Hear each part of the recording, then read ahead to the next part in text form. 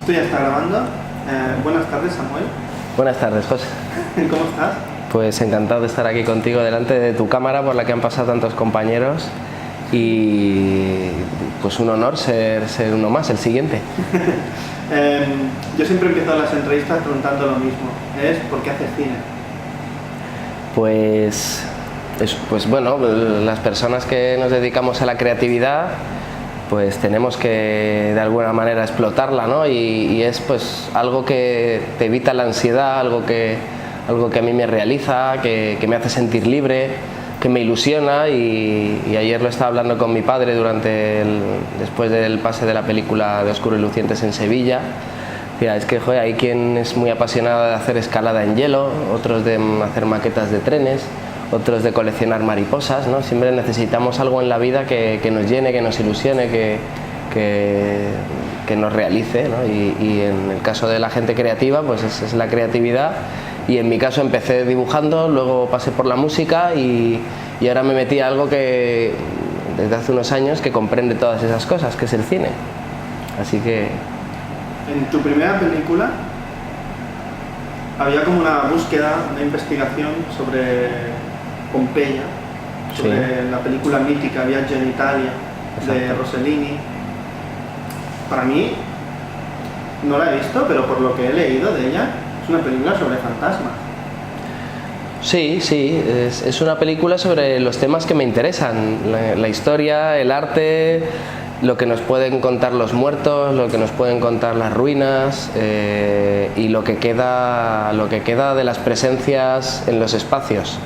Y bueno, empieza en Pompeya, pero básicamente es una biografía fantástica de Roberto Rossellini tratando de entender su cine y con esa excusa realizar un ensayo audiovisual, aunque yo cuando la hice no sabía lo que era el cine ensayo. Una vez que la hice me puse a leer y a estudiar sobre el cine ensayo para entender mi propia obra, pero la hice tan libre que no me planteé nada más que hacerla. En Oscuro y Lucientes vuelves a buscar un fantasma, o una parte del fantasma. ¿Hay una obsesión hacia el tema detectivesco? ¿Eres un policía frustrado Sí, seguramente soy un policía frustrado. Nunca pretendí ser policía, pero sí investigador privado. Eso me decía mi madre, que le decía yo a las vecinas de donde vivía de niño, que quería ser investigador privado. Y después quise ser, fantaseé con la idea de dedicarme a la arqueología, a la historia. Entonces al final pues todas esas vocaciones las vertí en los temas que me interesan, y es que como no puedo hacer una película de un tema que no me guste o no me apasione, pues acabo hablando de todas esas vocaciones que tenía, ¿no? La investigación detectivesca, el arte y la historia. En el dossier hablan de cómo descubres a Goya, la relación con tu padre y el descabezamiento. ¿En qué momento decides, voy a investigar sobre esto, a ver si esto da para una película o no? ¿Cómo fue el proceso un poco? O sea, empezaste a investigar por tu cuenta y después dijiste, wow, estoy encontrando un material que esto es una película interesante. Sí, todo empieza con la anécdota de mi padre paseando conmigo por el cementerio de nuestro barrio. Yo soy de Carabanchel, en Madrid, un barrio que está en el sur, y donde se celebra la romería de San Isidro, que es una fiesta muy antigua y a la que me llevaban mis padres. Enfrente justo está un cementerio donde Goya tiene una tumba, y mi padre me puso delante de esa tumba y me dijo, mira Samuel, aquí está, yo tendría 10 años, Samuel, aquí está enterrado Goya y no tiene cabeza. Y claro, yo que era un niño dije, pero ¿cómo es posible, no? Que no, un pintor sin cabeza, me parecía ahí una cosa rara, ¿no? Y bueno, me chocó mucho, esa historia se quedó ahí en alguna parte de mi memoria. Y bueno, una vez que terminé de estudiar comunicación audiovisual en Madrid, salí fuera, me hice la Erasmus que me tenía que haber hecho en su momento pero que no pude, fui a vivir a Roma por mi cuenta, y ahí empecé a pensar en esta película, en La ciudad de los signos, también porque necesitaba salir para rodar una ciudad que no conozco, porque a lo mejor probablemente haciendo documentales, si hay algo que conoces muy bien, probablemente no tienes que hacer una película de eso. Hay que hacer películas, eso lo dijo alguien que no recuerdo quién es, pero creo que tiene mucha razón. Hay que hacer películas de algo que desconocemos, para que el proceso nos vaya fascinando y nos vaya iluminando, ¿no? Y tengamos esa ilusión de estar como acercándonos a algo por primera vez.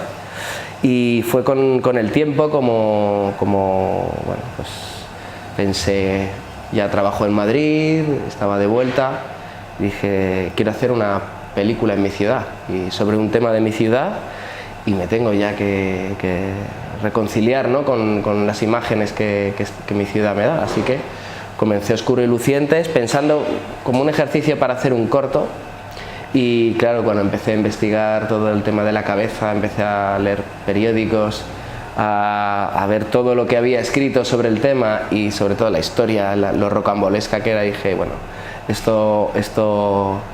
frase que ha hecho tanto daño en el cine, esto da para un largo. Así que así comencé. Pero a veces es cierto, ¿no? Sí, vamos a ver, a mí me encantaría ser conciso contando, me encantaría ser sintético, es algo que admiro mucho en los cineastas que son capaces de sintetizar, de limpiar rápido. Yo trabajo abocetando, ¿no? Hago un boceto encima otro, encima otro, encima otro, y esto al final crea una masa de información, crea una masa de datos, de conceptos, de ideas que luego voy podando, ¿no? Hay quien es capaz de, ¿no?, coger un ladrillo, otro y ponerlo y así crear. Yo lo hago de esta otra manera y claro, es una manera de complicarme, pero también de llegar a más sitios.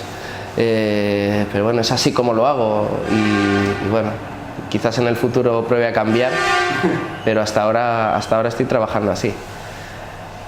Porque ¿sabías que la película iba a estar impregnada de ese aire de policíaco, por ejemplo, del Halcón Maltés, de las películas de Fritz Lang, de la investigación y sobre todo, para mí es una película de La Quinta del Sordo y dando palos de ciego, ¿no? O sea, de sordos y ciegos, porque la película va hacia un lado y va abriendo infinitas hipótesis, porque en realidad, a ciencia cierta, no se sabe absolutamente nada. Y tú vas como, pues por ejemplo, a mí el momento mágico que te comentaba antes era la fotografía de la exhumación. La cámara se va acercando y te va explicando quién es cada personaje. Y a mí eso me parece fantástico. A mí creo que la película ahí entra en un momento ya mágico. Porque esas personas que estaban allí tienen nombres y apellidos, tienen una posición en la sociedad de Burdeos y además tienen un objetivo en la película, ¿no? Empiezan a convertirse en personajes y empiezas a mirarlos ya de otra manera. Y yo creo que simplemente la cámara se mueve y explicando su pequeña biografía ya te atrapa. La idea era esa, o sea, empezar a abrir hipótesis, porque es una película que está abierta a muchas investigaciones y hipótesis del propio espectador. Porque los datos que hay no acaban de rellenarlo todo, ¿no? Y vas abriendo como disparos, ¿no? Claro, a ver, has hecho ahí una pregunta compleja, pero mira, trato de ir por el principio, ¿no? Si yo sabía que esa película iba a tener un aire policíaco, no, cuando empecé a trabajar en la película quería que tuviera un aire ensayístico, quería hablar del arte de Goya, quería pues hablar la idea era hacer una biografía de Goya desde su muerte, porque el cuerpo al volver a España pasó por diferentes lugares pero que estaban relacionados con la vida de Goya. Entonces dije, bueno, lo original de esta película es hacer un ensayo sobre Goya en off, un ensayo sobre Goya que desde su muerte hable desde su vida. Por eso en vez de cuadros e imágenes de Goya utilizamos fotografías de época de los cuadros de Goya, ¿no? Hay por ahí un documental que salió hace unos cuantos años que se llama Goya y luego tiene un subtítulo, no recuerdo, que es la lucha de un coleccionista por demostrar la autenticidad de un cuadro que ha encontrado en una almoneda, ¿no? Un tema así que a priori tiene mucho interés. Él saca los cuadros de Goya en blanco y negro.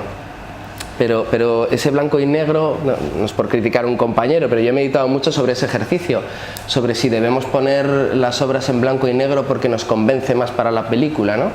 y claro, estás matando uno de los elementos de la obra de Goya. Entonces, al plantearme hacer lo mismo, porque la fotografía de aquella época era el colodión húmedo, y evidentemente no tenía color, ¿no? Necesitaba como una excusa, justificar todo. Al sacar fotografías de los cuadros y además es material de archivo, ya tenía ese off de Goya sin que se viera demasiado mi mano. Y así pretende la película que no se vea demasiado mi mano. Cuando llegamos a esa parte de los colodiones que tú dices, cuando hablo de colodiones son las fotografías al colodión húmedo, esas placas.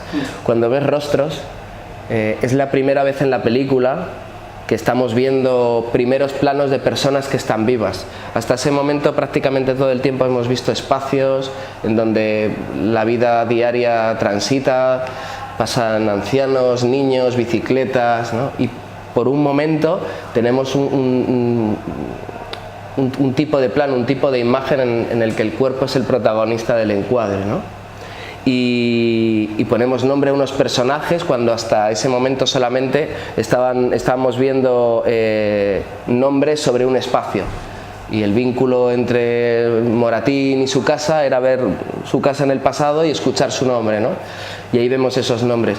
También quité la música en esa parte, ¿no? Una manera de... Había música ahí en esa parte, la película es muy musical. Sí. Pero en ese momento, al eliminarla y dejar solo los cuerpos, pensé que podía retener mucho la atención. Creo que funciona así, y es la preparación de lo que vamos a ver cuando después se abra la tumba. Y no sé qué más me preguntaste ahí Porque también la película, la vida de Goya, su muerte, y aparece la fotografía, claro, o sea, la fotografía que derivará después en el cine.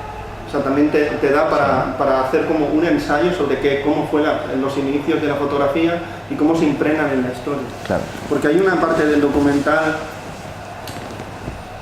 historiográfica, pero también impregnada en lo que estás contando. Y eso es interesante, porque siempre hay una relación entre la historia y el hecho que cuentas. Es cierto, es que eso retoma con lo que me has preguntado antes de las hipótesis, sí. Porque es un tema importante.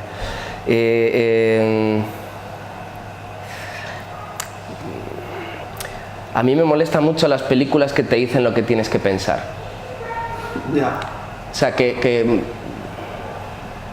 no es que me molesten, es que te imponen un hecho. Y en esta historia, que está basada en hechos y hay que contar cosas que ocurrieron y que son muy rocambolescas, que pensamos que no son ciertas de lo extrañas que son, ¿no? De cómo un cuerpo como el de Goya puede venir a España con impedimentos políticos, después el cuerpo se mutila, sus restos van de una tumba a otra, se esparcen, es una historia súper rara, ¿no? Si yo te la cuento diciéndote todo esto es cierto, es que no me vas a creer. Entonces yo mismo me tengo que cuestionar, o sea, pensé que cuestionarme era unir al espectador, unir a quien está conmigo siguiendo el relato en mi duda. Y eso es de alguna manera hacerte partícipe, a ti como espectador, de las dudas que yo tengo, ¿no? ¿Cómo me voy a tirar a la piscina de un misterio histórico a decir que una cosa eso no es, ¿no? Pensé, es un ejercicio de humildad y de respeto a la duda. Hay cosas muy evidentes en las películas que dices, esto ha tenido que ser por esto. Por ejemplo, al principio de la película aparezco yo delante de una estatua de Goya con un grupo de turistas y estoy haciéndoles una explicación mientras se cuenta que vamos a narrar la historia de la muerte de Goya. Claro, todo el mundo me dice, has querido aparecer en esta película a lo Alfred Hitchcock porque tiene algo de thriller, y digo, claro, es que es evidente que lo pienses, porque si yo lo viera te haría la misma pregunta, como entrevistador, te haría la misma pregunta, pero es que ese día no vino el guía y la única persona que podía hacer eso en el tiempo que teníamos para rodar y pasar al siguiente plano era yo. Pero ahora te voy a decir yo una cosa, como yo tenía dudas de cómo eras físicamente, yo no sabía que eras tú. Y eso le puede pasar a muchísimos espectadores. Pueden creer que es un guía, no Samuel. Sí, bueno, eso es lo que yo pensé, pero claro, como yo no me di cuenta. Poco a poco la película, los primeros que la van viendo pues son gente de cerca del mundo del cine, se ven festivales, ven la película compañeros, te reconocen, ¿no? Entonces me dijeron eso. Yo no te reconocí, Samuel. O sea, bueno, pero funciona lo que habías pensado. Funciona si no me conoces, pero quien me conoce, o sea, te lo he puesto como ejemplo de que lo que puede resultar evidente a veces no lo es. Entonces, como si algo que parece evidente puede no ser cierto, ¿cómo lo vamos a dar por hecho, ¿no? En un misterio tan abierto? Entonces, el hecho de que tú me acompañes en mi duda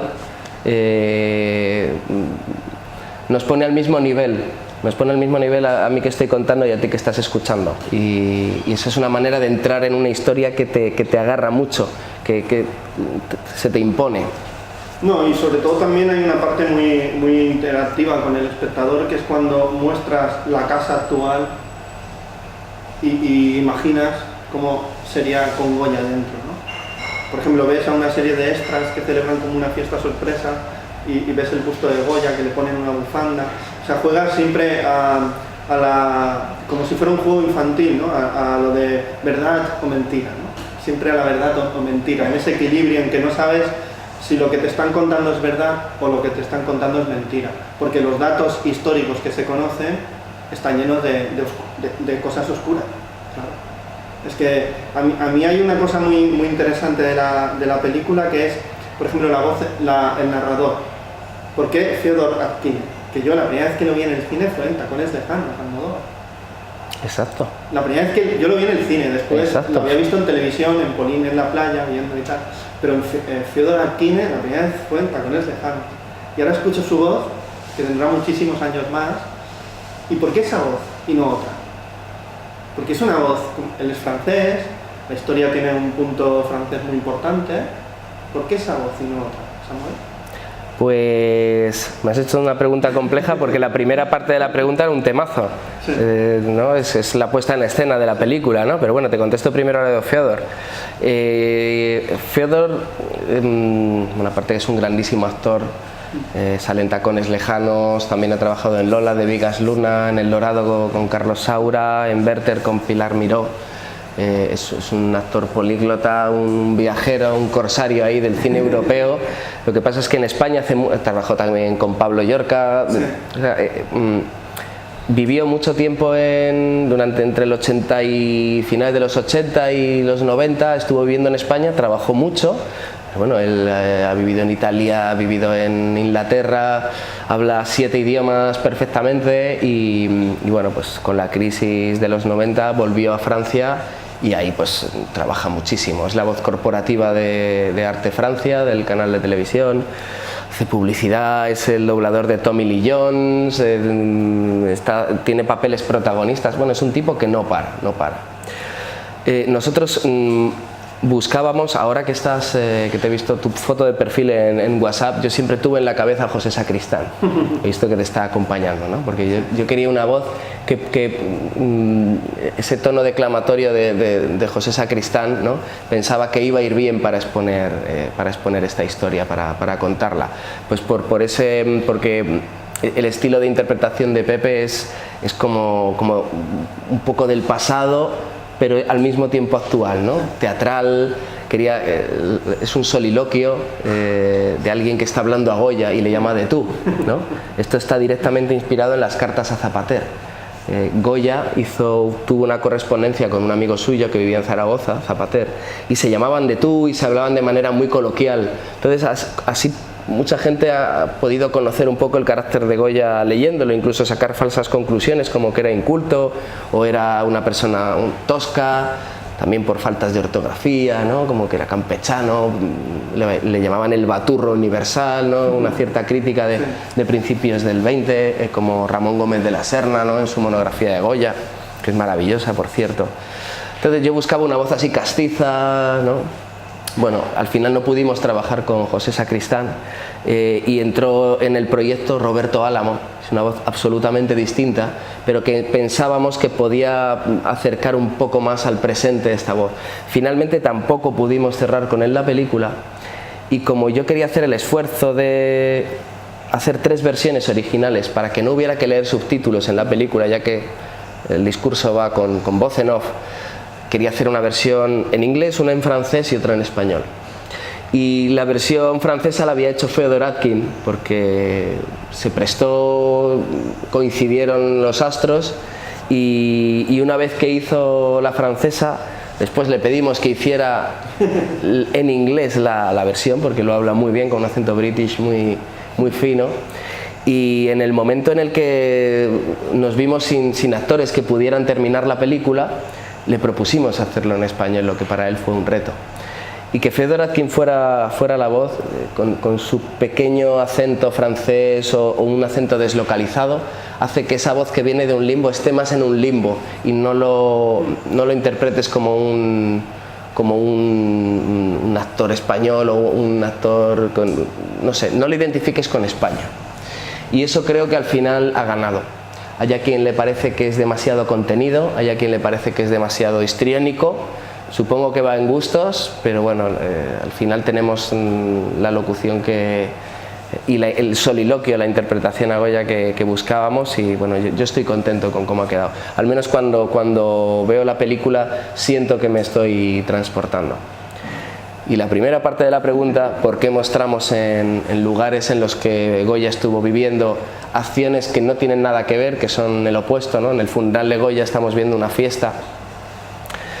Precisamente por lo que contaba antes, para dar un espacio al espectador, para que en este juego infantil, en el que todo el mundo puede entender, ¿no?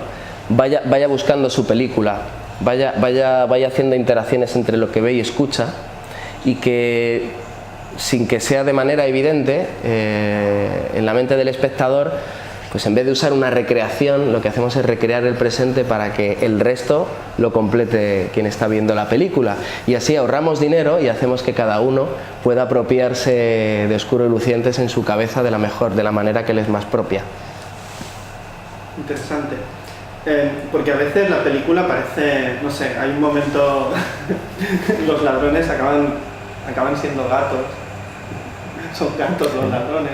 Sí. Porque ese momento estaba pensado, o una vez allí visteis esas acciones de los gatunos y dijiste, hostia, ¿por qué no lo hacemos?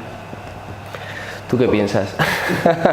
Yo creo que fue improvisado, porque no sé, me parece que visteis esas imágenes algunas noches, que es, esto quedaría fetén.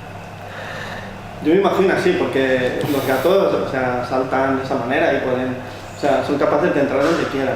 Sí, pero los gatos son imprevisibles. Ya. O sea, si hay un animal, quien tenga gatos lo sabe, ¿no? Que un perro es un animal más dócil, más obediente, un gato es imprevisible, ¿no?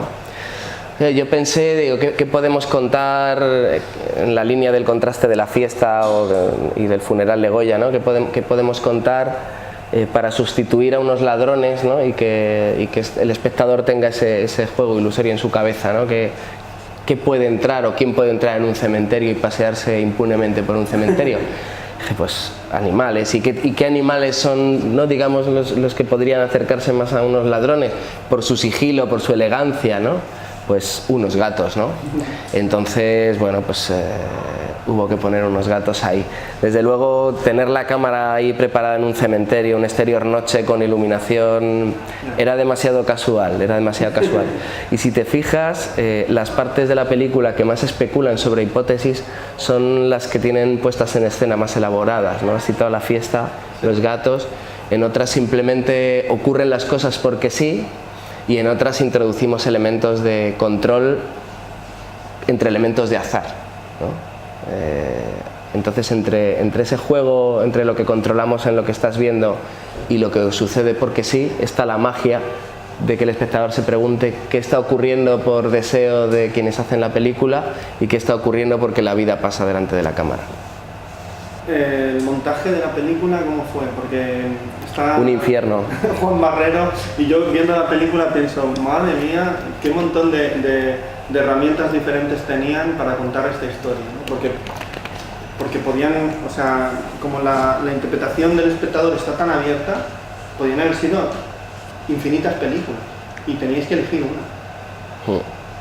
¿Cómo se llega a eso? Porque yo creo que es una película muy de montaje y es muy complejo el montaje de la película, porque hay Hay muchas herramientas muy diferentes entre sí. Sí, hay muchos materiales diferentes, tenemos el metraje, tenemos las fotografías de archivo, tenemos las partes más oníricas, las fantasmagorías, las partes más explicativas como las descripciones de los cuadros, las partes de ensayo, ¿no?, que hablan de dibujos de Goya, por ejemplo, la secuencia de la Duquesa de Alba. Bueno, yo escribí un guión bastante sólido y en el que tenía mucha confianza.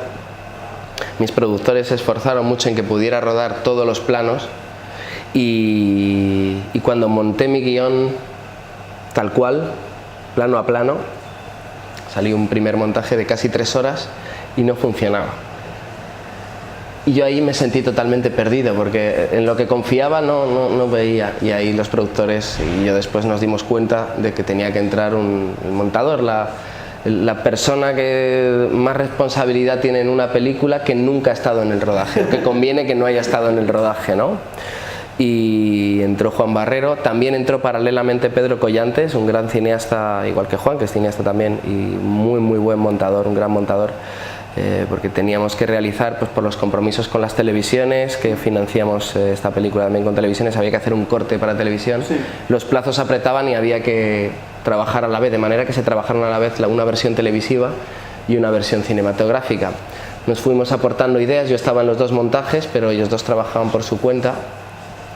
Y fuimos evolucionando, planteando un montón de cosas, cuestionando todo, el narrador, las secuencias, centrando, y después de 9 meses de montaje en total, pues conseguimos llegar a la versión que hay ahora, que tiene el espíritu del primer montaje, pero esta síntesis que a mí me cuesta tanto y que te decía al principio que busco en el cine, ¿no? Tanto Pedro como Juan hicieron muy buen trabajo de depuración y de ritmo y de gestión de la información, de la emoción y de la dinámica, ¿no?, que es de lo que se trata el montaje.